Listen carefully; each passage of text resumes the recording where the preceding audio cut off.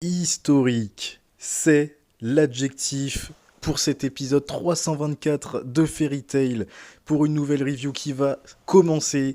Vraiment, alors là, que dire de cet épisode juste majestueux. Je m'attendais à rien. Évidemment, je ne suis pas les scans, j'avais même pas eu le titre avant de regarder cet épisode. Et vraiment, je me suis mangé quelques claques, mais des plus sales dans cet épisode, qui m'a fortement touché. L'un des plus beaux pour moi de cet animé, et en tout cas des plus marquants. Les amis, il y a beaucoup d'éléments dans cet épisode qui m'ont marqué. On va y aller crescendo avec Zélef qui se retrouve au sol, avec une Mavis qui s'approche de lui. Évidemment, Natsu était parti rejoindre Happy et Gray, et Lucie évidemment. Après cet épisode, j'ai vraiment presque envie seulement de vous expliquer comment je l'ai vécu, sauf que on va essayer quand même d'analyser pour pas trop se perdre, parce que c'est un épisode assez compliqué pour moi, je trouve. Donc on va essayer d'analyser quand même assez clairement ce qui se passe dans chacune des séquences.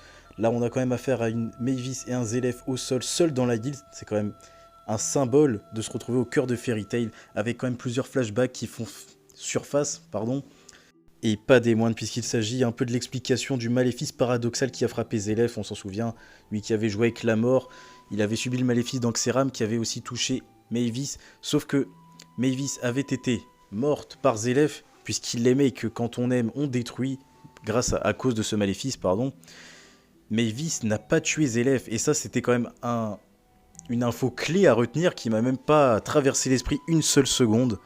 La raison, bien, elle est toute simple, c'est tout simplement que Mavis n'a pas eu assez confiance, n'a pas eu assez la force d'aimer Zélef, et pour tuer Zélef, tuer son immortalité, eh bien c'est quand même assez poussé, puisqu'il s'agit seulement de l'amour, quand même au centre des animés, de pouvoir jouer avec ce sentiment qu'est l'amour, non pas seulement de jouer avec la puissance de chacun de l'autre, celui qui est le plus fort va gagner. Là, c'est quelque chose, Zélef c'est un antagoniste à hors pair, comme je le disais très souvent, et on le voit encore une fois, puisque finalement c'est même lui qui a blessé, qui a mis des plans contre Fairy Tail, qui se retrouve avec une Mavis dans le désarroi pour ne pas qu'il meure, Mavis qui a donc des sentiments de contradiction vis-à-vis de Zélef. Ça devient compliqué, peut-être pas pour certains, mais tout s'éclaire, tout est logique, les pièces du puzzle se rassemblent pour ne former qu'un.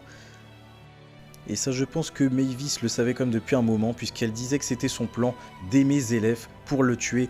Mais jouer avec des sentiments, c'est pas forcément si simple, il faut que ce soit sincère et profond. Et voilà, on voit une Mavis presque dans la démence qui commence à demander à Zélef de crever, comme elle disait, crève, crève, crève, shinai, shinai, shinai. Je vais arrêter avec le japonais, j'avais déjà dit. Et j'ai plus qu'aimé ce fait de voir cette contradiction exploser au grand jour de la part de Mavis. Lui demande de crever, de mourir, beaucoup d'atrocités pour maintenir Zélef en vie. C'est montrer cette contradiction et au final, elle l'embrasse et là je me dis mais là tu vas l'achever, c'est bon. Trop de contradictions, tu la contradiction, Zélef et Mavis avec une animation des plus sympas. Vraiment c'est magnifique. Que dire de plus? C'est l'extinction de Zélef, je l'avais pas vu venir du tout. Avec Mavis en plus, c'est vrai que c'est quand même un beau symbole que ces deux-là s'envolent, puisque évidemment maintenant que Mavis a quand même révélé ses sentiments, pour tous ceux qui ne font pas gaffe à ce qui se passe, à ce qui se dit par rapport à Fairy Tail, qui suivent juste l'anime, même qui ont peut-être même pas regardé le titre de l'épisode du jour, j'aimerais savoir comment vous avez vécu ça. Pour moi c'était assez particulier, assez émouvant, avec même un Zélef qui se dit c'est ça, mourir, même lui l'immortel, il passera donc avec Mavis, et on aura beaucoup le temps d'y revenir dans les prochains épisodes. À mon avis, ça aura une grosse incidence.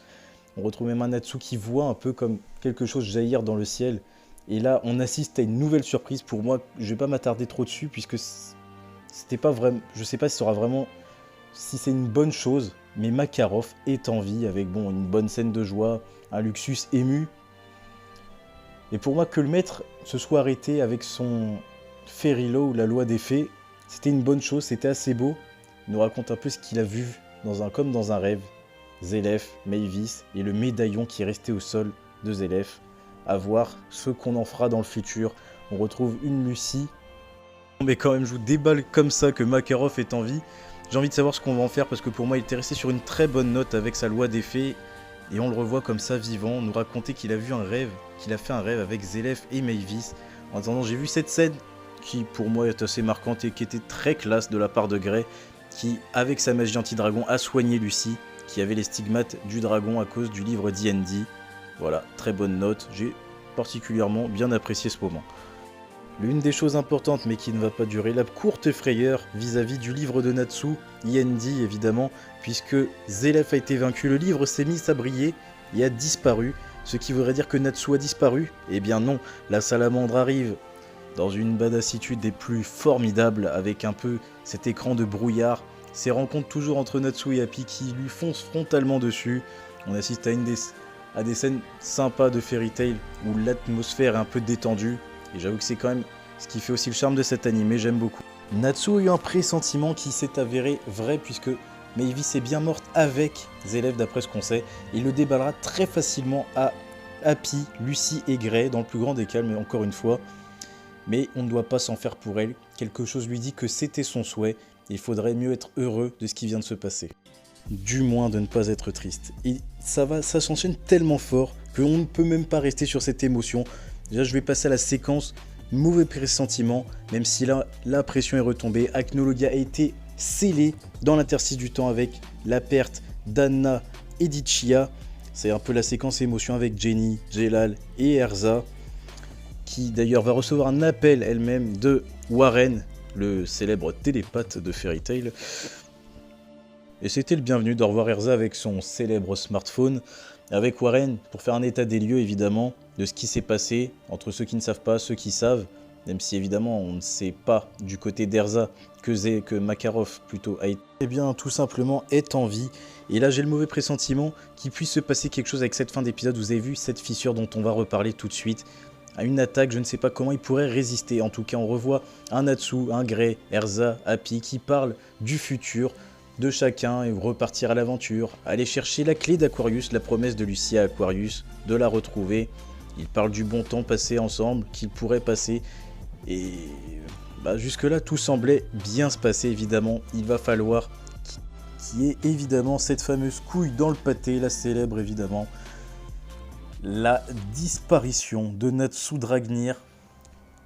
Et là, c'est un peu le choc, surtout que j'avais même pas encore lu le titre de cet épisode qui était Les flammes s'éteignent quand les flammes s'éteignent.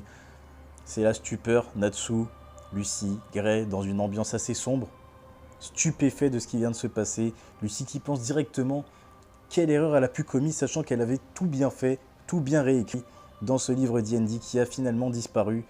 Où est passé Natsu? C'est la vraie question pour cette fin d'épisode, avec les éléments Makarov sont revenus, Zélef et Mavis ont disparu, morts en paix.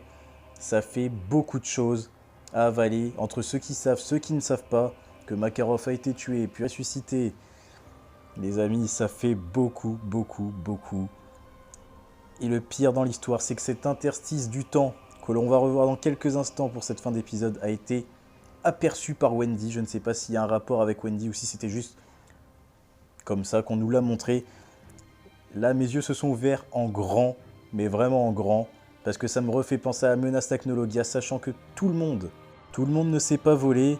Il y a des affaiblis, des blessés. Si Technologia fait surface, que se passerait-il? C'est la vraie question que je me suis posée. Et là, on nous laisse sur le cul avec cette fissure de l'interstice du temps, j'imagine. Voilà, je sais pas vraiment quoi dire. Un épisode riche en bouleversements. J'espère que cette review vous aura plu parce qu'elle touche à sa fin.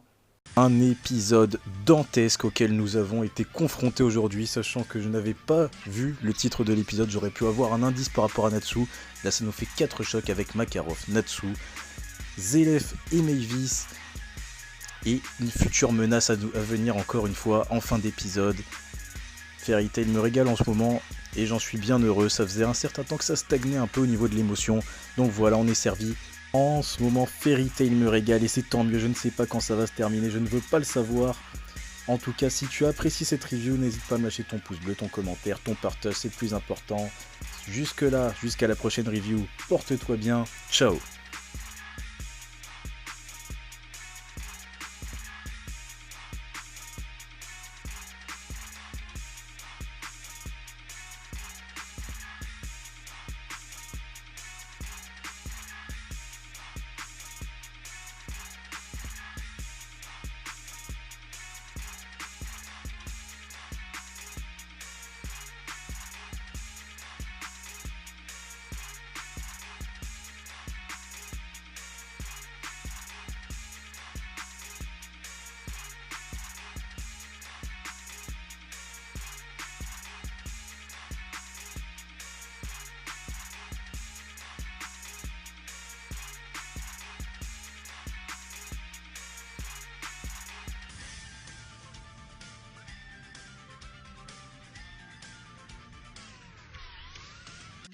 Reggie.